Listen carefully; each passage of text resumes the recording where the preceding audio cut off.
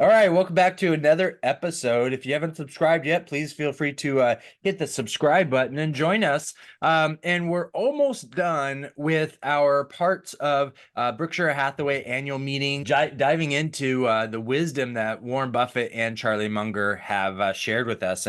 And by the time you're listening to this particular episode, yes, Charlie Munger has already passed away. And so there's some wisdom left behind, so to speak, of his 99 years of time on this earth that we were blessed to be able to share in him sharing himself in a lot of these situations. So let's go ahead and just jump right in. I'm going to go ahead and if you remember a quick little review, there are pre-written questions by and Becky Quick is reading those, and that is question 37 that we left off on. And then there's audience questions, and they're going back and forth. So live questions from the audience. So this is a question from pre-written. Becky Quick asks, "Do you feel confident about the future prospects for our over 100 billion cash on hand, or are we getting closer to cash distributions?" Now, this over 100 billion is probably closer to 200 billion now. But Buffett adds, if Berkshire shares are selling for less than we think they are worth, that should be a pretty big way to distribute cash. But what we would really like to do is buy great businesses. If we could buy a company for 50 billion or 75 billion or 100 billion, we could do it. It would be easier with a private company, and there aren't many that are big. If market circumstances result in us being able to buy a $50 billion of our own stock, we'll buy it. It isn't killing us to hold 130 billion of bills at 5% plus bond equivalent yields. So they're sitting on 130 billion dollars and they're earning 5%. So he's like, "We're cool, we're good. No need to just go and buy into something or buy shares back or." And I think they also understand when you buy back shares, there's a bit of, it's not manipulation of the own value of your business. You're just buying back shares, and the company owns more shares of that particular of their own company. But I think it does with most retail clients, they don't understand that, so they see that as the value of the company that or the stock is increasing, when the reality is the value is really the same. It's just the company owns more of their own stock. So that's where the kind of their situation is. But I think he's right. We buy great businesses. Why would we change? And so now we're in a position to where we can buy $100 billion company if it is. So it makes sense for us. The audience question on how to succeed as a lawyer. Munger, I don't have a lot of advice about how to succeed as a lawyer. Drop the mic. Wow, you had an opportunity to speak to Buffett and Munger, and there you go. That is not a again. It's like that one of the other audience questions about family in the previous episode. You know what? You're in front of the two guys who have been the most experienced of using capital to buy businesses. They're probably one of the most valuable companies in the world, and you're going to ask them about being a lawyer. Know your audience, I guess, is the best thing to do, to know first of all as a lawyer. Okay, Becky, quick question about the new 15% corporate minimum tax rate. Buffett, the 15% tax doesn't bother me in the least. We were paying 52% tax as federal income taxes when I bought control of the partnership in Berkshire Hathaway. The tax rate has come down dramatically. We do think corporations are overtaxed in the US when we will feel out a way to pay 15% every year, which generally we've been paying anyway. If there were 1,000 corporations in the US that paid what Berkshire was paying, nobody else in the US, no individual, no corporation would ever pay any income tax, social security tax, gift tax, estate tax, anything else. 1,000 like Berkshire would produce the revenue that's being derived under the present tax code from everybody in the US. Here's the interesting thing. I I kind of agree with Buffett. Is that if you, but this is where I don't agree with Buffett, is that yeah, people would he says would ever pay any. Nobody else would ever pay. Well, I disagree with that. The government is going to continue to do what the government does, and they spend. The government spends, and then they spend, and then they spend some more. So I think from that perspective, I think that's always going to occur. But what I do agree with is that if corporations were required to pay 15% tax, then it would alleviate individuals and other corporations from having to pay tax. But here's where the issue would lie. The cost of goods and services would increase, and therefore the inflation of those would be considered a tax. And so the cost of buying goods and services would increase. Therefore, the revenue and profit of those corporations would increase. Therefore, the tax revenue would increase. Therefore, the pricing of goods and services would increase. Therefore, our purchasing would decrease because the cost of goods and services. So the only solution in minimizing the cost of taxation, whether it's an individual corporate tax, whatever the type of tax is, the solution is being mindful in the spending of those dollars, being a good steward of those dollars. That is the core denominator of all of that, no matter the type of tax, no matter it's a local or a federal government. You need to know what you're spending, and you can't just spend. Buffett said it earlier.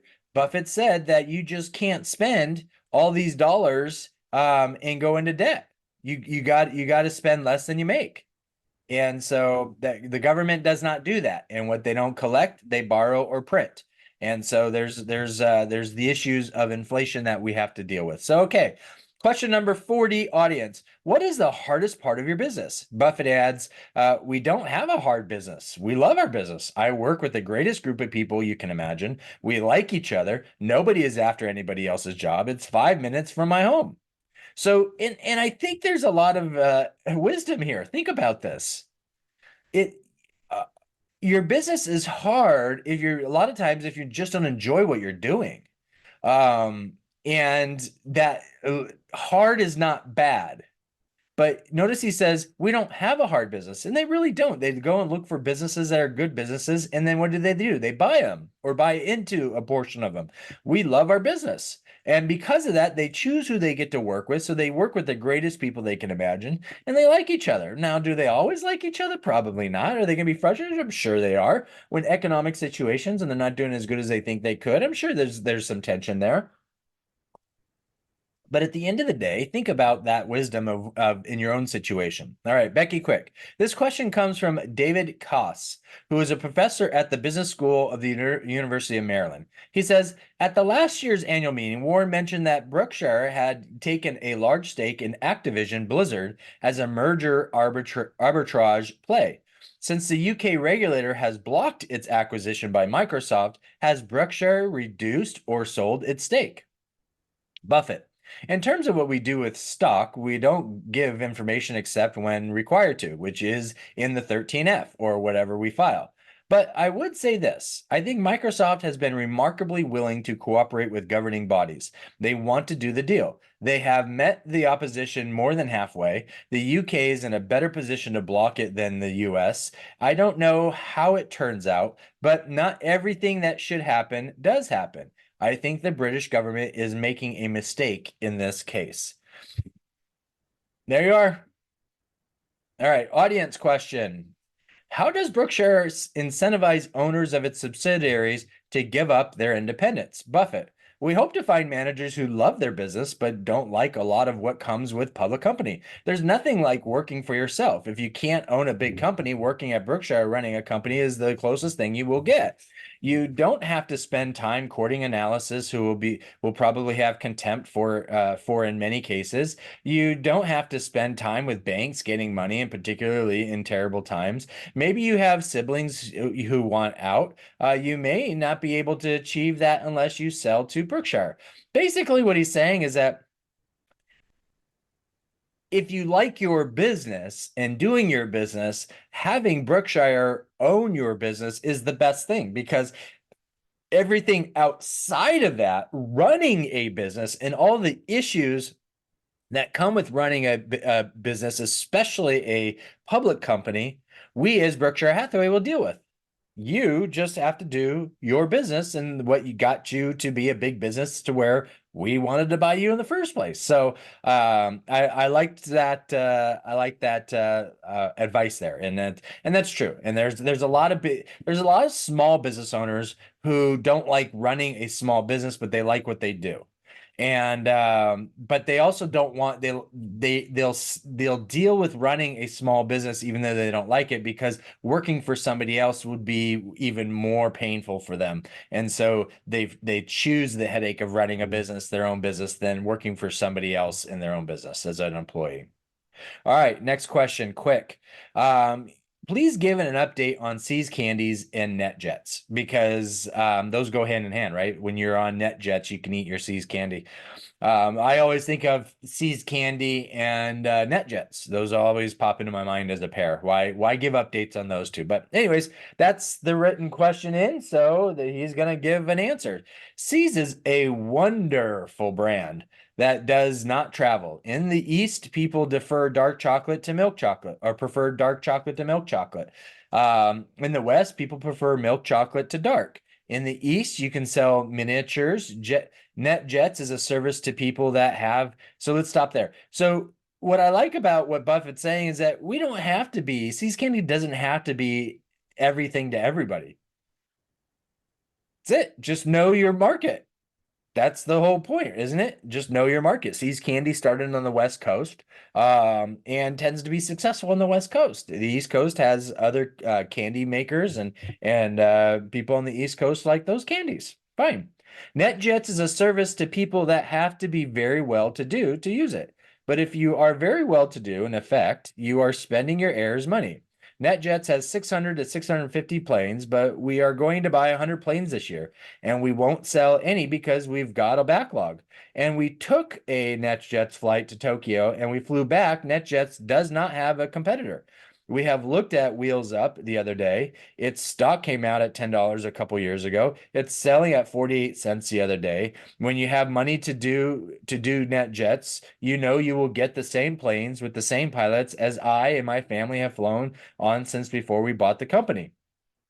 So a lot to be said here. They have competition, just not in their space. And so they know their market. Their market is people who can afford to fly a private jet. And that's their market, period. And there's such a backlog that they have to buy 100 more planes to add to their existing 650. What's wrong with that? Sounds like a great business purchase. Good job, guys. Question number 44.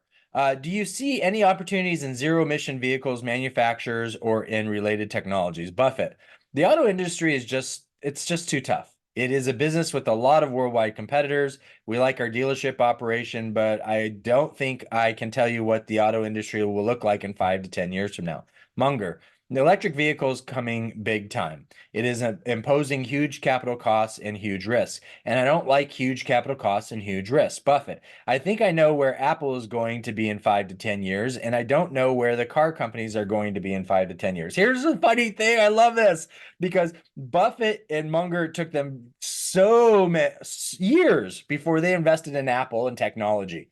And now they know more and are better equipped with Apple and technology than they are the auto industry, which has been around before Apple and the technology. And I love this because it's proof to say, hey, you know what? You don't have to be an industry that's been around forever for you not to really understand it. There's so much changes. I personally am not a big fan of electric vehicles. I, like Munger, say huge capital costs, huge risks. I think it's going to take probably another decade, if not 2 decades, for electric vehicles to have the impact on an effective impact on travel like traditional vehicles, combustion vehicles do.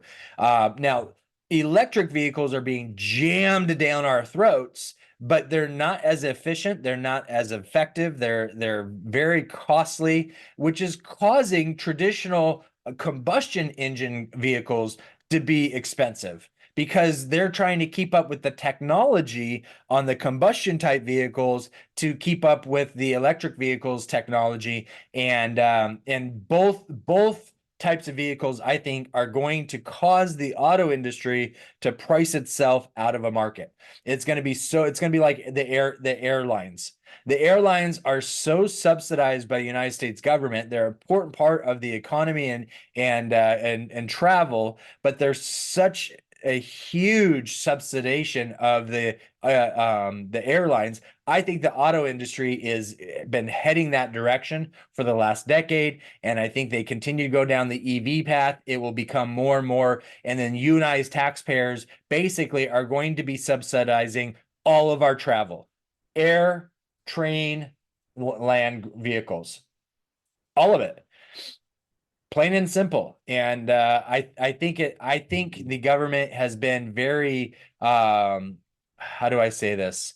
Um, they've been very mismanaging the whole EV. And I think the auto industry, shame on them for allowing it to happen. All of them. I think Toyota is probably, in my opinion, Toyota is probably the most equipped to be the sole survivor in the auto industry because of their other technologies that they're looking at that I won't, that this episode's not, we're not here to talk about that just yet in these episodes. So we're going to end it here. Thanks so much for joining us. We have one more part, one more episode. Join us for the finalization of the last three questions, last four questions, 45, 46, 47, 48.